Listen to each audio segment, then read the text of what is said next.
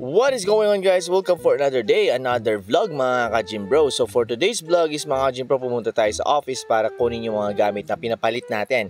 Kasi napuno na yung CPU na ginagamit natin mga ka-gym bro. So yan, nakuha na natin lahat ng gamit natin. And bago kami umuwi ni Mahal, naisip namin why not kumain tayo sa isang masarap na restaurant dito sa Clark mga ka-gym bro. Kung di ka familiar sa mga restaurant dito, well, isa ito sa mga dapat mong puntahan.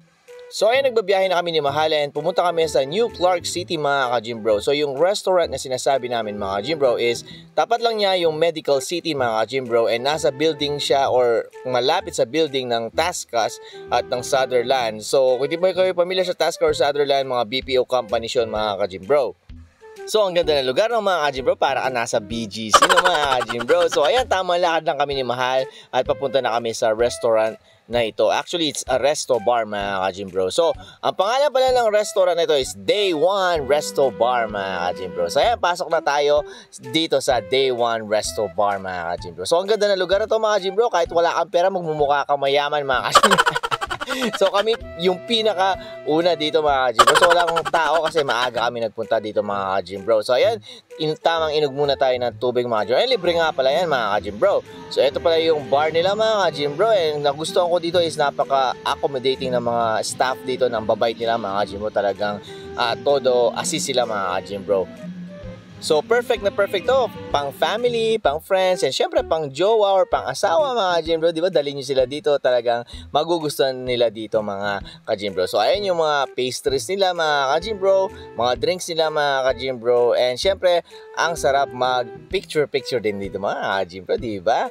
So ayan mga ka-gym bro, ito nga pala yung mga menu nila. Of course, meron silang coffee, kung mahilig ka sa coffee, marami silang coffee, frap, and mga coolers mga ka-gym bro. And meron din silang mga rice meals, pasta, and marami pang iba mga ka-gym bro. Of course, mga Korean food mga ka-gym bro, meron din sila.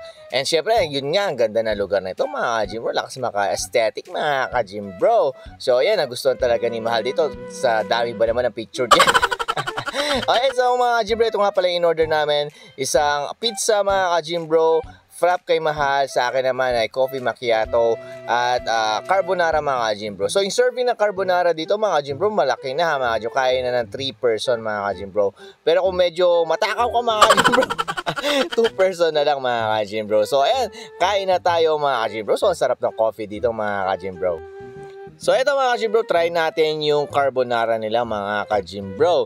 So ayan, ang init, umuusok-usok pa no mga ka-gym bro. So samahan nyo akong kumain. Tara, punta na kayo dito sa Day One Resto Bar mga ka-gym bro. So sobrang creamy ng carbonara nila dito mga ka-gym bro. And syempre sobrang cheesy mga ka-gym bro. Ang sarap talaga mga ka-gym bro. Nagustuhan din ni Mahal. And ngayon try naman natin yung pizza nila. I think spinach flavor pizza to mga ka-gym. Sobrang creamy, sobrang sarap din nito mga ka-gym bro. And again mga ka-gym bro, sobrang dami na serving nila. Para sa akin, mabubusog ka na talaga dito mga ka-gym bro, dito sa Day One Resto Bar. And try natin yung price nila mga ka-gym bro, yung cheesy price. Yan, ang sarap na yan mga ka-gym bro. Tara, kain tayo mga ka-gym bro.